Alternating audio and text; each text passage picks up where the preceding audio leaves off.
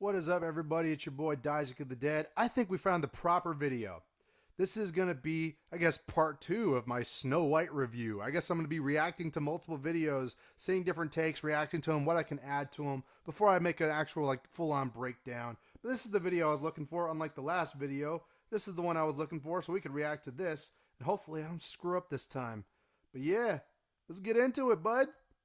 Can I have cheeseburger, please?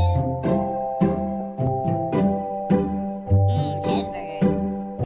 You said you were bringing a modern edge to it on stage. What do you mean by that? I just mean that it's no longer 1937, and we absolutely wrote a Snow White that is She's not going to be yeah. saved by the prince. She's not going to be saved by the prince, and she's not going to be dreaming about true love. She's dreaming. But they do dream about, she does dream about true love in the movie.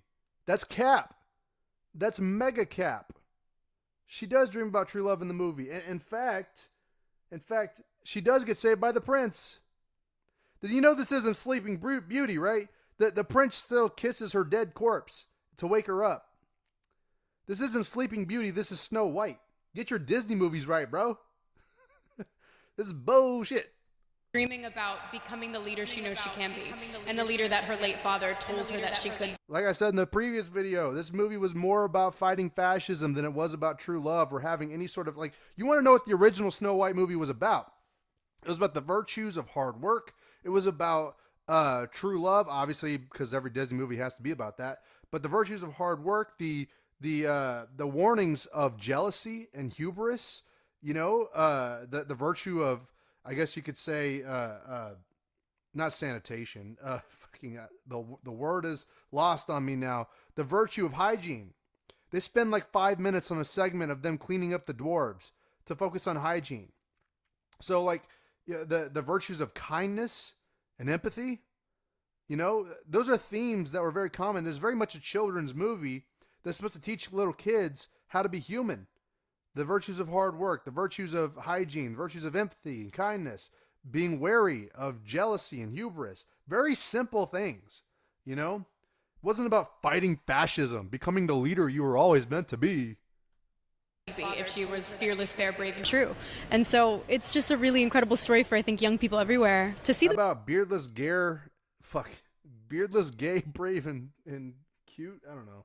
Something lame like that. Themselves in. Snow White is running for president. And I would probably leave the country if that was the case. I would actually do it. Not like some of these phony anti-Trump people that are like, I'm moving to Canada. No, I would actually move into the fucking water. I would drown myself if that were to happen. I'm launching my campaign. I am. But I think there's something so special about Snow White. I for a second there, I thought the captions was her needing captions because you can't understand her ass. But no. The fact that it's about the humanity and it's about nature as well, and it's about That was what the original movie was about, yes. Not this one. it's a beautiful story about an amazing girl who wants to find the true self of hers. That doesn't make any fucking sense. And it doesn't make sense in the context of the movie either. That is just so appealing and so special. I was scared of the original cartoon. I think I watched it once and then I never picked it up again. And that is the precise reason why probably thousands, if not millions of, young women or women in general are not seeing this movie. Granted, men were already not going to see this movie, generally speaking, on a gender level. But I mean, the only people that I know seeing it are young families, taking their kids out on the opening weekend. After that, it's going to die at the box office. It's going to flop. Whenever I saw it, the little kids, single moms or just moms in general, nobody brought their husbands. And there was a dude that I think he brought his girl with him or his girl brought him with him. Dude fell asleep next to me. The dude was knocked out cold 2 seats away. And I was there with my 2 friends. Shout out Luke and Austin for coming to see that piece of shit with me. And they had my back on that. So I got to give a shout out to them, but they were only seeing it because I guess they're a little bit weird that way, but no shame to that game. Me, on the other hand, I'm a content creator. That is the only reason I went, and I didn't even pay for the ticket. So my money did not go to Disney at all. My money did not go to Disney. It went to the monkey. But still, This movie, dog. This movie, it's not worth paying for. It's not worth seeing because you can get your money back. You can't get the time wasted watching this back. I'm sorry. Time is more valuable than money in that case, and you will not get those 2 hours back. So it's better just not to go see it. I only went to go see it for the content creation. That's why I'm here. Like, I'm being so serious. I watched it once, and then I went on the ride in Disney World, which was called Snow White's Scary Adventures. Sounds kind of badass, not gonna lie. Doesn't sound like something a little kid would like. Was terrified of You don't know much about little kids, even though you are like 6 years old, but I digress. it. Never revisited Snow White again. So I watched it for the first time in probably 16, 17 years when I was doing this film. Yeah, you have to research it for your role. They hired you. You're a token hire, girl. You are a DEI hire by definition. That is part of why people were roasting this movie. It's just another simple, creative bankrupt Disney remake where they have to tokenize the main character. You have to remember Snow White was called Snow White because her skin was snow white, not because she was born on a snowy day in Europe, which makes me wonder why her parents were so dark in Europe, in a snowland nonetheless. Of course, most of the fantasy Germany that this story takes place in is full of diverse people, making you believe that it was modern day California. Of course, you know, medieval Germany has to be modern day California, just like Rings of Power, just like Wheel of Time, just like House of the Dragon, which I give House of the Dragon some slack. I do. I like House of the Dragon, not gonna lie. But just like The Witcher, name a fucking European fantasy lore that isn't full of mixed up, chopped up, like universal cultures, and it wouldn't make sense in their identity. It's weird globalism shit. I mean, you know, the original cartoon came out in 1937, and very evidently so. I feel like somebody told her she was funny just to get her in her pants, and then she thought she was a funny person, and now nobody will tell her to shut the fuck up. Jeez. There's a big focus on her love story with a guy who literally stalks her. That I said in my last video, that doesn't happen in the original movie. Happens in the new one, though. Kind of lightly. He doesn't stalk her, but like, I mean, depending on who you ask, you could say he's stalking her. But here comes thumbnail magic right here. Weird. Weird. Too bad your shit's gonna flop. So we didn't do that this time. Yeah, you did. Don't lie, you did it. Don't lie. So no prince or a different kind of prince? We have a different approach to what I'm sure a lot of people will assume is a love story. So that's a no on the prince. No prince in this movie. Sorry, guys.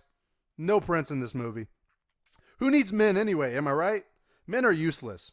Just because, like, we cast a guy in the movie, right. Andrew Burnap, great dude. Yeah. It's one of those things that I think everyone's going to have their assumptions about what it's actually going to be, but... Imagine if this was a guy saying this shit. Imagine if this was, like, Jason Statham saying all of this, you know? And it's like, we had to have a token woman in the movie because, obviously, diversity and whatnot, or whatever. It's like, bro... You sound incredibly racist, or not racist, sexist right now, but racist too. You might as well throw that in there. It's really not about the love story at all, which is... Bullshit. It is. You know it is. That's the only thing she really does in the movie. She breaks and enters into the dwarf's house. He's a terrible guest in that house. She doesn't pick up after herself. She doesn't contribute to the chores. You know, we'll get into all of that in my actual review, but let's keep going. Really, really wonderful. And whether or not she finds love along the way is anybody's guess until... That bullshit. That's bullshit. Unless it was part of reshoots, which I don't know if that was part of reshoots or not, but there was definitely a love story in the movie. And it was a weird, like, cringy High School Musical love story.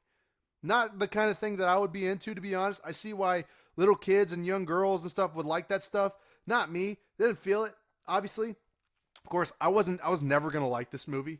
I like the original more, even though I saw it for the first time the day before I saw the new one, but I'd only seen it for the first time in like 20 years. So I haven't been consistently keeping up with Snow White, you know? But it's just I'm not the target person, but I thought I'd still monetize it because fucking I saw the new one and I was like, what's the big deal about? I didn't realize what I was getting into.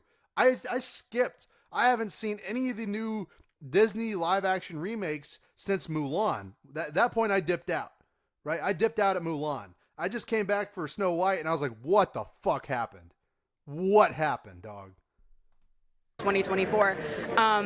All of Andrew scenes could get cut. Who knows? It's Hollywood, baby. That is some chicken shit. Like, all the scenes could be cut.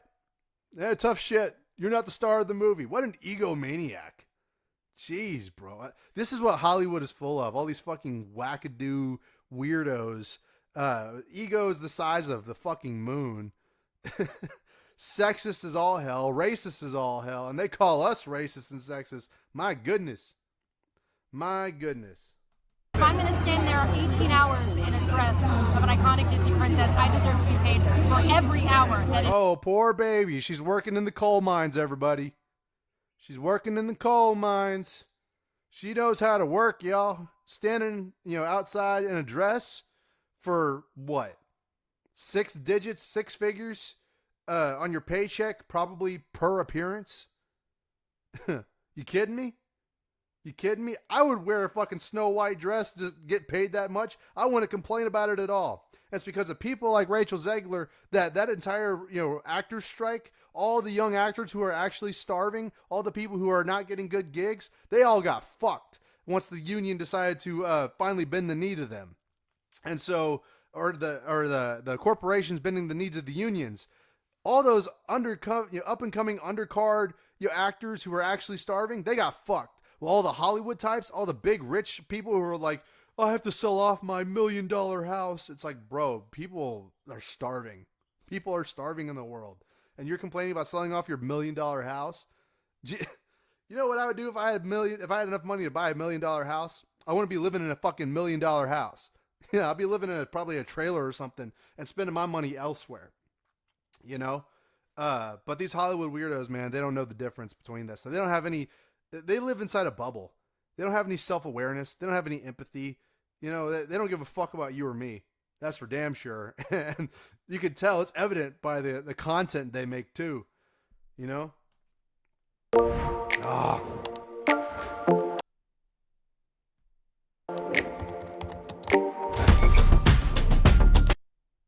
That's it. That was it. All right. Ladies and gentlemen, that was it. I guess my rant is done.